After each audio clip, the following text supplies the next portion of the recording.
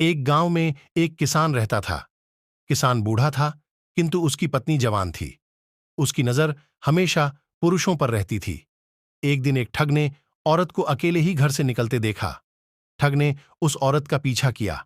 जब वह औरत एकांत जगह पर पहुंच गई तो ठग उसके पास आया और बोला, मेरी पत्नी का देहांत हो चुका है और मैं आपको पसंद करता हूं, तो आप मेरे साथ चलिए।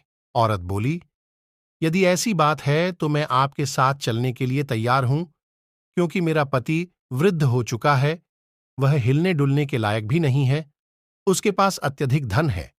मैं उस धन को ले आती हूं जिससे हमारा आगे का जीवन आसानी से व्यतीत हो जाएगा। उसी स्थान पर पहुंच गई जहां पर उसकी मुलाकात ठग से हुई। दोनों ने उस स्थान से आगे की यात्रा एक साथ प्रारंभ की। गांव से आगे काफी दूर तक चलने के बाद रास्ते में एक गहरी नदी आई।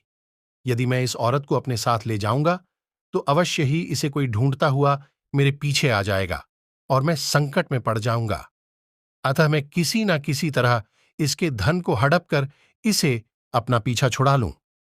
यह सोचकर ठग बोला, नदी बहुत गहरी है, मैं तुम्हें और सामान को साथ लेकर नदी पार नहीं कर पाऊंगा, तो मैं पहले सामान को उस ओर ले जाता हूं, फिर तुम्हें अपनी पीठ पर बैठाकर नदी पार करवा दूंगा।